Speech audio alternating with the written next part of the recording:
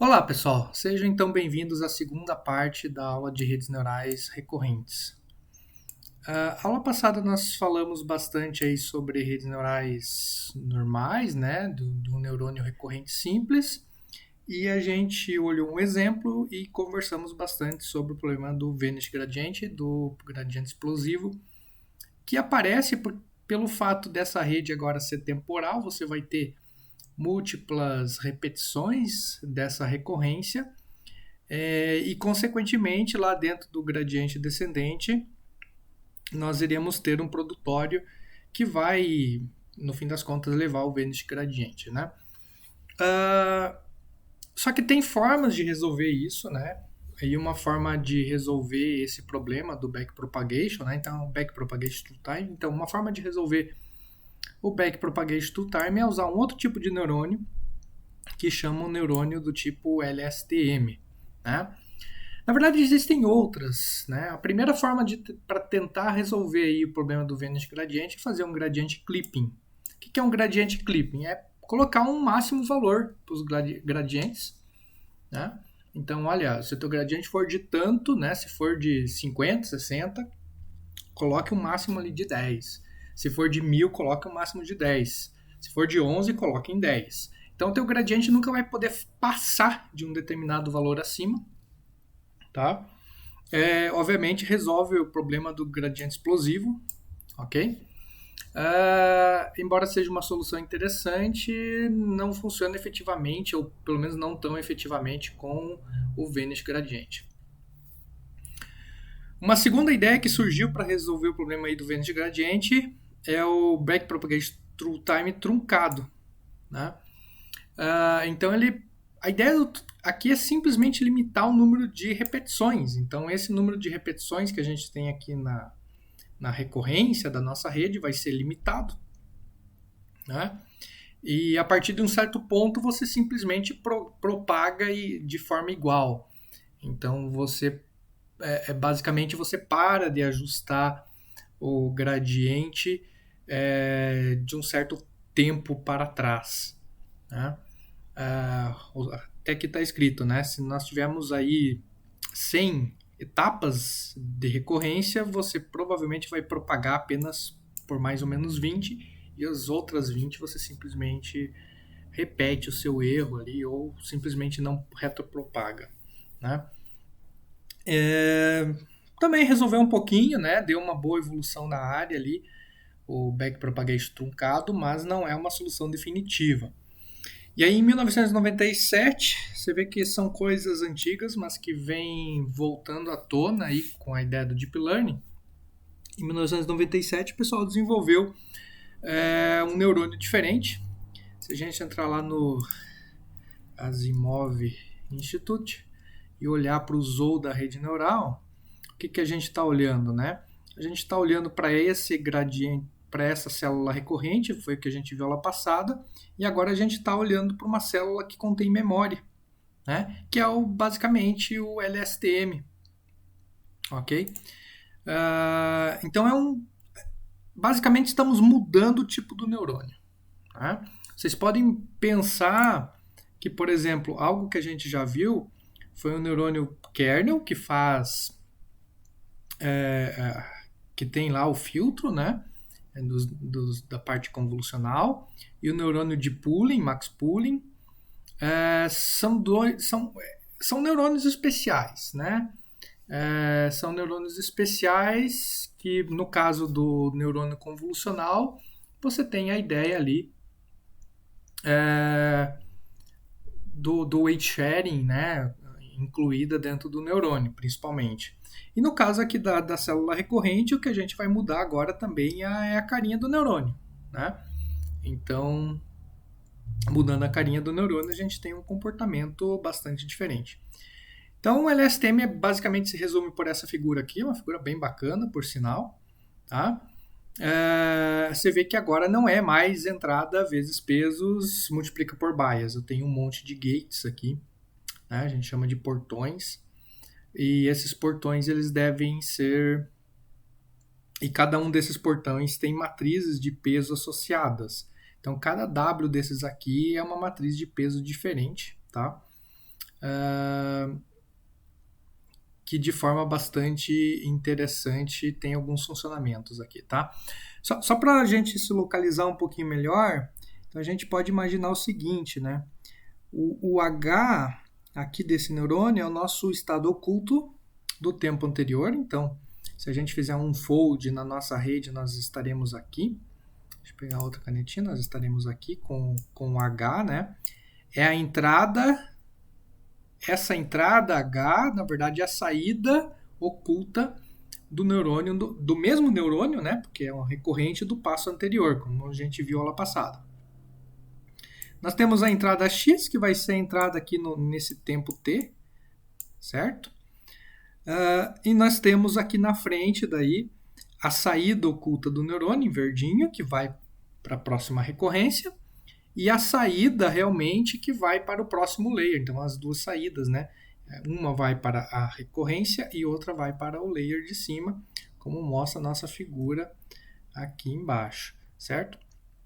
Então, só para a gente localizar. Então, tudo isso aqui, na realidade, está substituindo este neurônio aqui do meio, ok?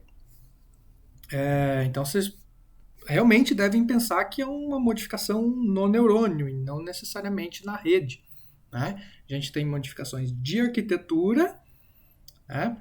E agora a gente tem uma modificação de neurônio, tá? E uma coisa que a gente tem bastante interessante dentro da LSTM é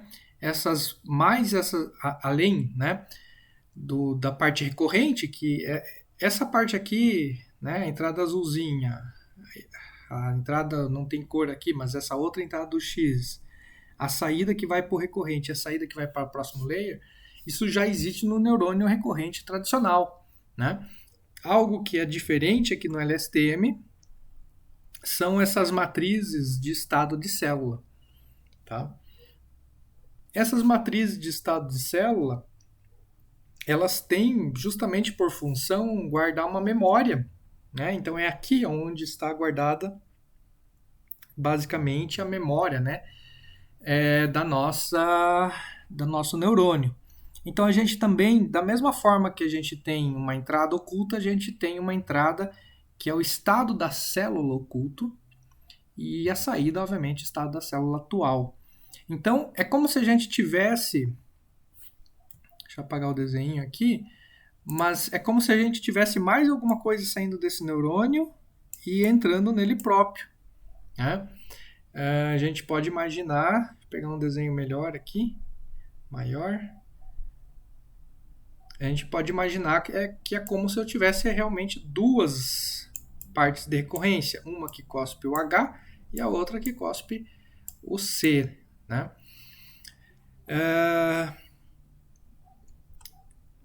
Deixa eu ver onde que eu parei aqui. Tá, foi muito para frente. Então,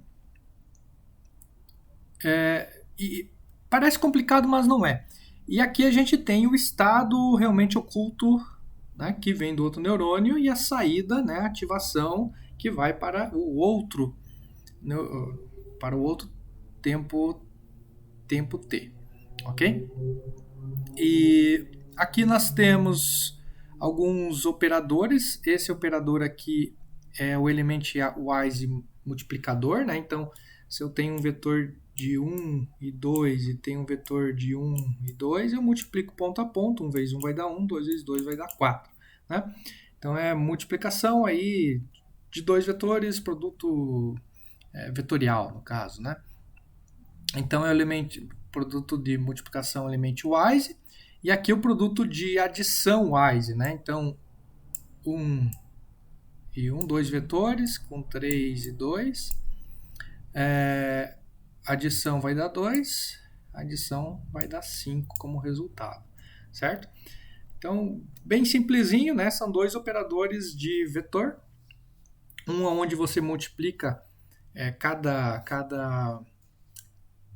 célula do nosso vetor, né? Cada índice do nosso vetor, onde o outro aqui na soma é onde você soma cada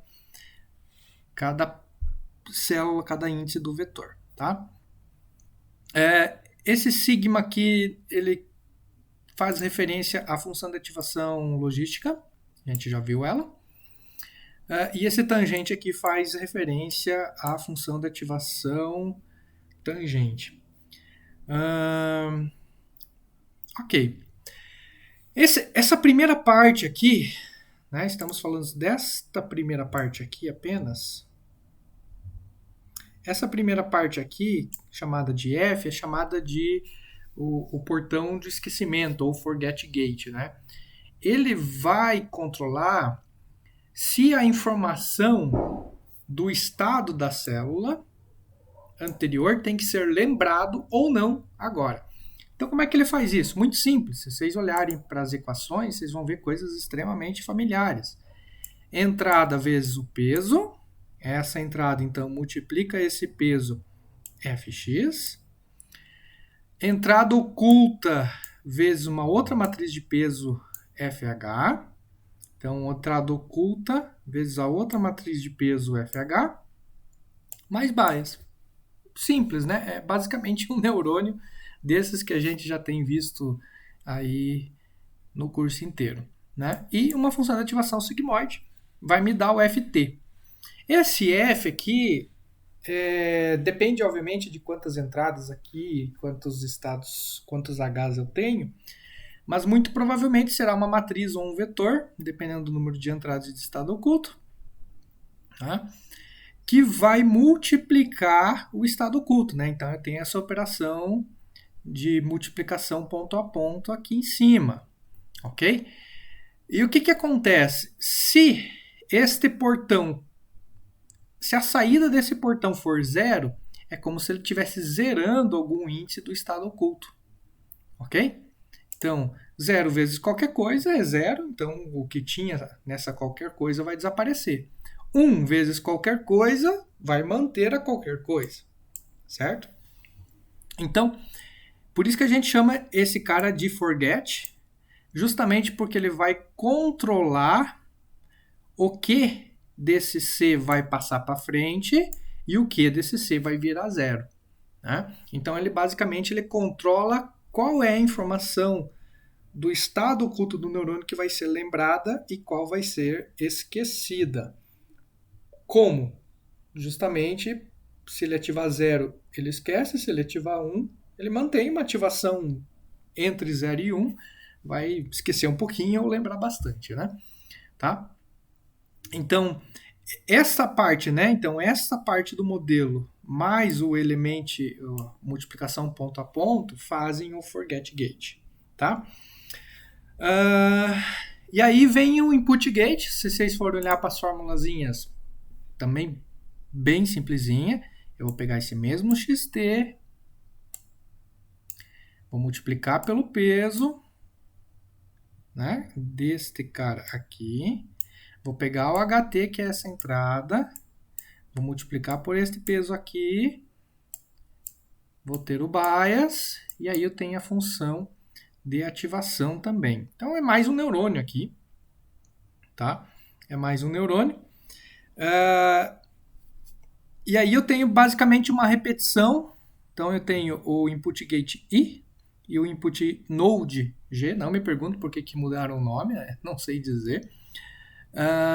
Que em vez de a função de ativação ser uma logística, que vai de 0 a 1, aqui vai ser uma tangente que vai de menos 1 a 1.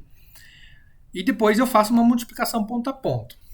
Por que isso chama input gate? Porque é esta parte do neurônio, claro, juntamente com a entrada, né, com as duas entradas, é o que vai definir quais informações novas vão entrar na rede e quais não vão entrar na rede.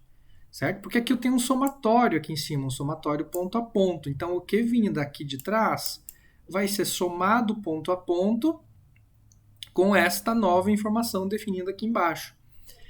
Então, isso aqui basicamente seria o nosso neurônio recorrente, normal, e isso aqui vai ficar olhando, né, para saber... Na verdade, são dois neurônios que estão trabalhando junto, porque eu tenho um outro produtório aqui, certo?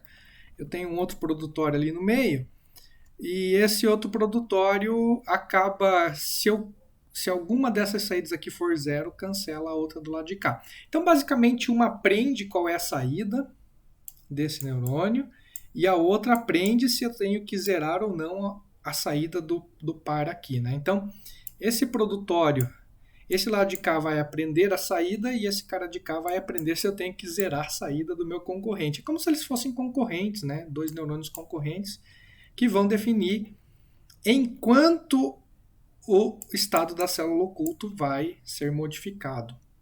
Porque existia um estado da célula inicial, eu vou zerar algum estado da célula se necessário, através deste forget gate. Aqueles que eu não zerar, eu vou adicionar, por isso que chama gate de entrada, né? Gate de input. Ok? E aí, por fim, né? Usando esse produtório e esse somatório, eu vou ter o meu estado oculto novo, né? Então, eu tenho o estado oculto antigo, defino o que eu esqueço, o que eu lembro, adiciono novas informações, eu tenho um estado oculto novo. Né? E a fórmula é bem simples, né? Estado oculto antigo, produtório com forget, dois portões I e T para entrada, né? Um cancelando o outro se necessário, e depois adicionando essa informação no estado, e aí eu tenho meu estado oculto novo. Tá? Se eu não me engano, tinha uma animação. LSTM GIF. Vamos tentar LSTM GIF. Tinha uma animação bem bacana. Eu acho que era esta aqui.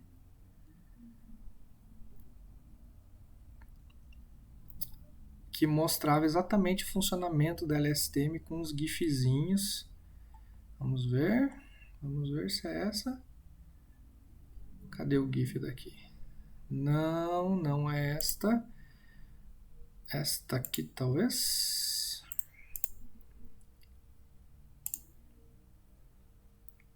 Isso, bem esta aqui. Então tem uns GIFzinhos ali, depois vocês podem procurar na internet se vocês não entenderam. Então, deixa eu mudar aqui. Tem as entradas, né? Que vão passando. Não, tá aqui embaixo o GIF. Tô perdido. Aqui tem uns GIFzinhos bem bacanas da função de ativação tangente e do LSTM em si. Certo? Como eu falei, as duas entradas são combinadas para entrar no input gate. Depois vai fazer vezes aqui em cima.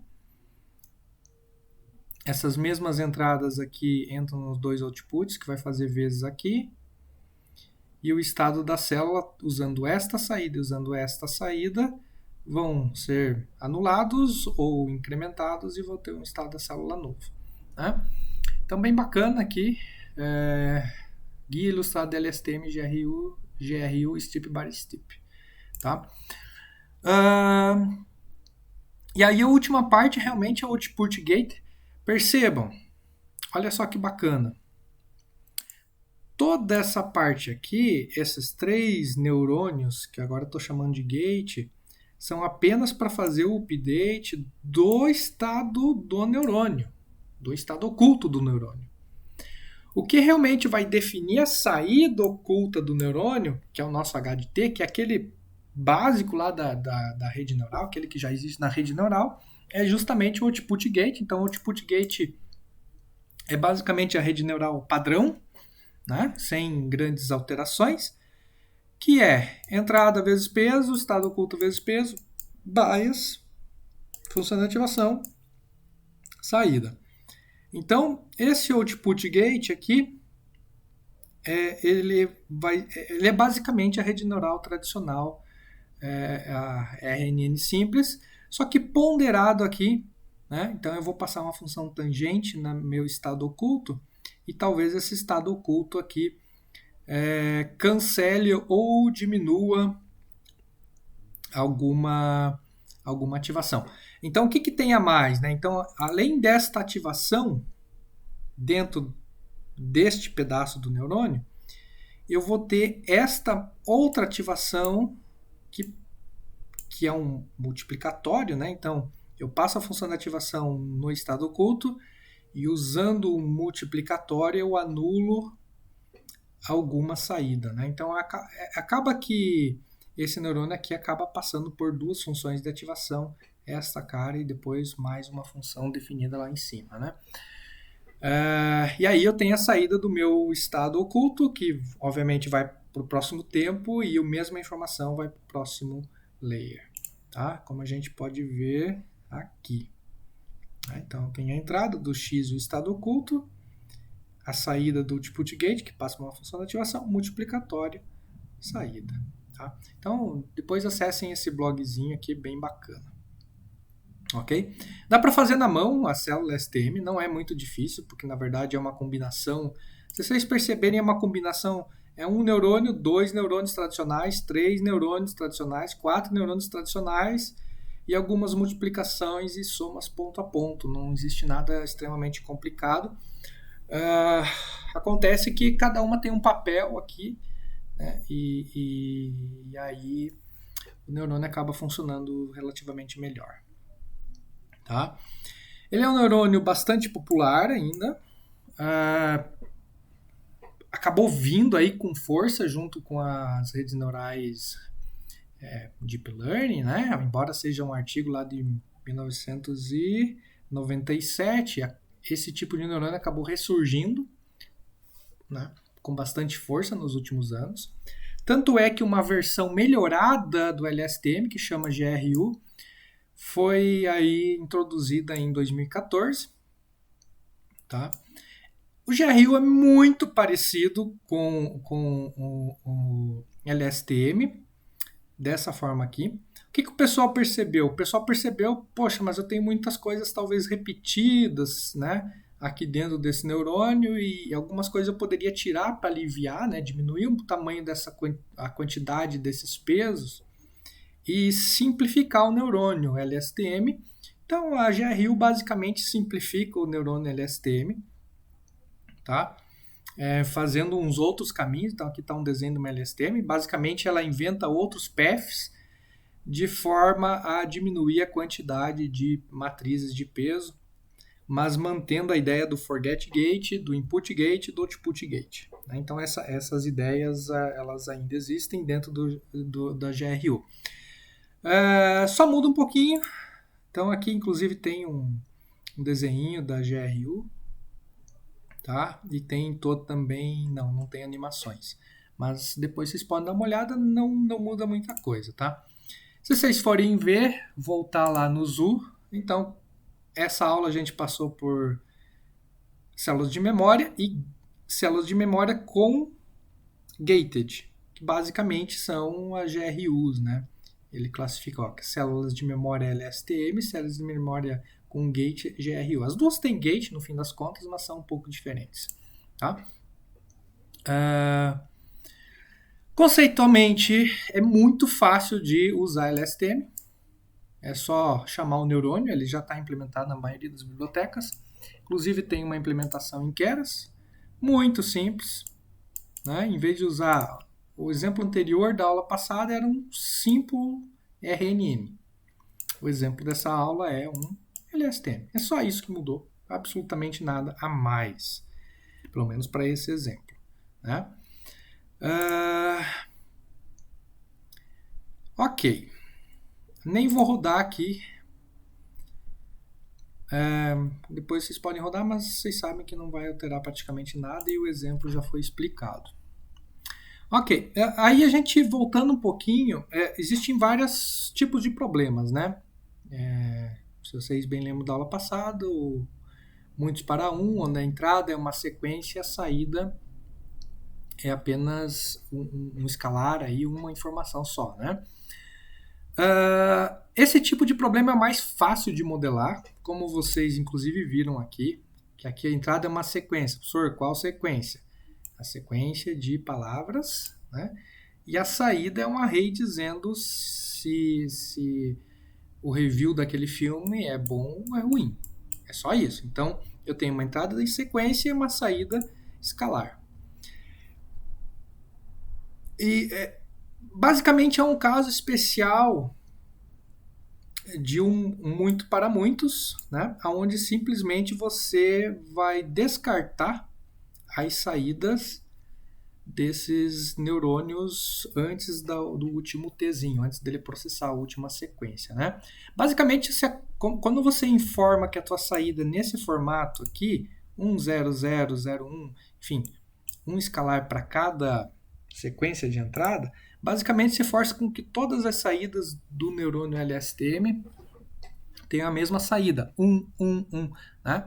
Então, embora você só informe o 1 aqui, a forma com que ele está implementado, ele entende que a saída aqui tem que ser 1, 1, 1, se tivesse mais, todos uns. Então ele simplesmente faz uma repetição da saída desejada. Porque alguém pode se perguntar, tá, mas se eu tenho essas saídas, né? E realmente tem, você não tem como não programar com essas saídas, né? Porque o neurônio tem a saída, todo neurônio faz seu output, né? É só a gente ver no desenho do neurônio aqui. Todo neurônio tem o output, o HT, ok? Aonde que vai parar isso? Será que eu mensuro o erro? Né? Então eu acabo, se eu digo que a saída é um escalar, eu acabo simplesmente repetindo o mesmo escalar nos tempos anteriores, e aí eu consigo medir erro nessa recorrência e nas recorrências anteriores também. Tá? Só que tem alguns probleminhas quando eu vou fazer uma sequência para sequência, né? Então, esse problema de muitos para um é bem simples, é o mais fácil de programar. Agora, quando eu vou fazer um problema realmente de muitos para muitos ou muitos para muitos neste formato, aí a coisa começa a ficar um pouco mais complicada, tá? Porque no fim eu tenho que ter dois modos de operação. Então, vamos lá. Vamos supor que eu estou querendo muitos para fazer aqui o exemplo de gerar texto, né? Geração de texto. Então, dado uma letra, me gere outra letra, então cria um texto, um chatbot, na verdade, né? Então, o que acontece? Se eu pensar em Hello World, escrever com o mouse é difícil, né? Se eu pensar em Hello World, qual que é a minha entrada aqui? Seria o H. Lembrando que essa entrada ela pode ser codificada, né? Ela pode ser simplesmente um número, ou eu posso fazer um embedding dessa entrada em 128 dimensões aqui. Mas enfim, não interessa. O importante é que essa entrada é o H. E a saída disso aqui, qual que é a saída que eu espero quando eu apresento a letra H? É o E. Ok. Qual que é a próxima entrada? É o E. Qual é a saída que eu espero quando eu apresento esse E? O L. Qual é a próxima entrada? É o L. Qual é a saída que eu espero quando eu apresento um L? Outro L. Certo? Então, é nesse sentido que acaba funcionando o treinamento. Vejam, aqui nesse exemplo anterior, de um para muitos, que é o caso desse exemplo aqui, onde eu tenho um texto e um rótulo dizendo se é bom ou ruim. Então aqui eu estou em classificação supervisionada. Texto, rótulo. X treino, Y treino. Aqui muda. Nessa situação aqui acaba mudando. Por quê? Qual que é a minha entrada? É o X, treino. Qual que é a minha saída? Também é meu X, só que deslocado um para frente. Então, é o meu próprio X, apenas deslocado um para trás, no caso, né? Um para frente, que é o E. Quando eu apresento o E, a saída que eu espero é o próprio X, só que deslocado um para frente, que é o L. Quando eu apresento o L, a saída esperada é o próprio X, só deslocado um para frente. Lembrando que o X é essa frase aqui, Hello World. Certo? Então, aqui eu estou entrando já num conceito que chama self-learning. Ou seja, eu estou aprendendo com o meu próprio dado de entrada. Eu não tenho Y aqui. Y no sentido de Y informado manualmente. Né? O rótulo aqui em cima ele não é um rótulo supervisionado, informado por alguém, do tipo esse aqui, né? Sequência, rótulo. Não. O rótulo aqui em cima é o próprio X deslocado. Por isso que a gente chama de self-learning, porque você não precisa de rotulagem nesse tipo de situação. Tá? Self-learning é um tópico bastante quente aí na área de pesquisa. Né? Outra coisa que deve ser levado em consideração quando eu estou criando esse modelo de muitos, para prever frases, é que na hora do treino eu tenho que fazer essa ideia do self-learning. Mas na hora do teste, o meu modelo vai virar one-to-many. Por quê? Porque eu vou iniciar com um caractere, normalmente é um caractere padrão, né, de entrada, mas vamos começar com um H. E a rede agora está no modelo de previsão, não está mais no modelo de treino. Lembrando que o modelo de treino, se ele não previu que era um E, ele vai ter um erro e esse erro vai ser retropropagado. Se ele em vez de prever um L, ele previu um I, esse erro vai ser retropropagado. Se ele não previu um L e previu um P, esse erro vai ser retropropagado para todo mundo aqui e eu vou ajustar a rede. Né? Embora eu não tenha o Y rotulado manualmente, eu sei qual é meu erro porque eu sei a saída desejada. É simplesmente deslocando um para frente. Mas na hora de usar, quando agora eu estou no modo de predição. Quando eu apresento o H, ele vai me prever um E. Mas eu não sei se esse E vai estar correto. Beleza? Nem precisa. Mas eu vou pegar esse E e recolocá-lo como entrada. Então a tua entrada é um caractere, e o resto é a própria rede que vai te dando as sequências. A hora que eu colocar o E, ele vai prever um P. Tá certo? Não, mas é com esse P que eu vou informar a próxima entrada aqui. Porque eu não sei o que tem certo. Eu estou no modo de teste aqui, né? Então aqui tem a parte do treino, aonde eu sei qual é a saída esperada, então eu consigo ajustar os pesos. E aqui eu estou na parte do teste. Na parte do teste eu não sei qual é a saída esperada.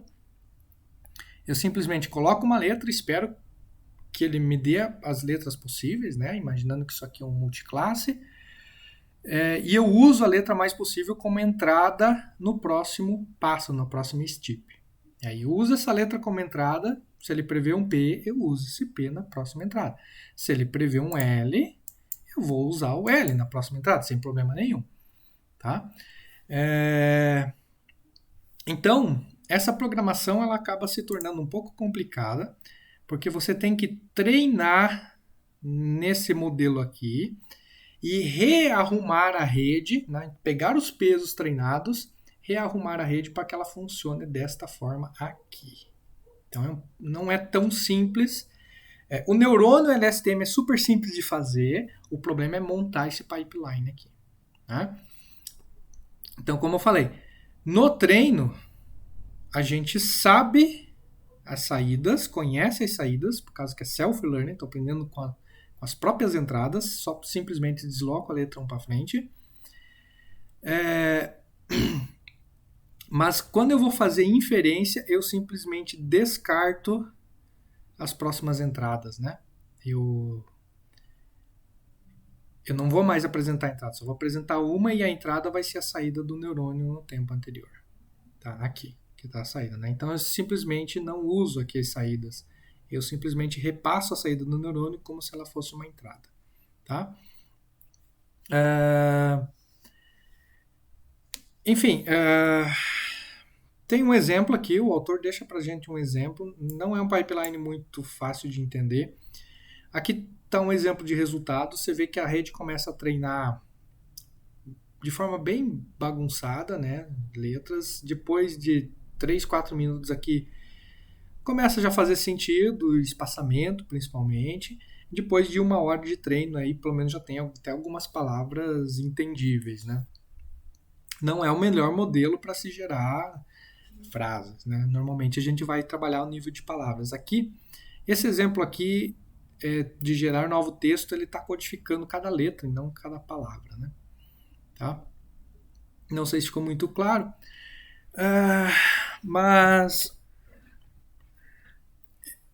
tem um outro modelo que é o many-to-many deslocado, né, delayed. Esse tipo de modelo, normalmente o pessoal chama na literatura de sequence-to-sequence. Tá? É um modelo bastante avançadinho, inclusive, de novo, não é difícil modelar o neurônio aqui dentro, o difícil é criar o pipeline de entrada de informação. Porque você tem que treinar isso aqui e depois, usando o mesmo modelo, alterar o pipeline para que essas saídas sejam coerentes agora, né? Tem um tutorial de sec-to-sec bem interessante. Não é esse link? Não. Mas no próprio Keras tem um tutorial de sequence-to-sec. Deixa eu achar aqui. Em nível de caractere, que é o seguinte. Aqui tem toda a parte de configuração, de preparação de dados, que não nos interessa no momento. E aqui está o modelo. Esse modelo aqui, ele constrói um embedding, e aí ele constrói uma rede, basicamente. Ele treina, tá? Então aqui, basicamente nessa primeira parte do tutorialzinho aqui, ele está fazendo... Deixa eu voltar aqui. Ele está fazendo a parte do treinamento, né? Essa parte many-to-many aqui, tá? Embora um pouquinho mais complicado. E aí o que acontece? Ele monta esse modelo, treina o modelo, e depois de treinar o modelo, ele rearranja o modelo. Você vê que ele simplesmente reabre os pesos do modelo. Ele vai fazer um rearranjo do modelo, de forma que esse modelo agora, com os mesmos pesos, se comportem desta forma aqui. Tá? Então daí tem toda uma programação. Por isso que eu falei que o pipeline não é muito simples. Aqui no caso ele faz uma tradução de inglês para francês, ok? Mas enfim, eu pretendo trazer para vocês aí numa aula separada, que essa aula foi mais para explicar sobre LSTM, mais sobre essa parte de embeddings, que não sei se vocês perceberam, vocês podem tentar desabilitar os embeddings daqui, vocês vão ver que a taxa de acerto cai bastante, né? Aqui eu estou em torno de 91%, vai cair para 50%. E nas próximas aulas também vou trazer um pouco aí de mecanismo de atenção e transformers, que tem sido nos últimos anos aí foco de bastante interesse da comunidade. Tá ok? Obrigado, até mais.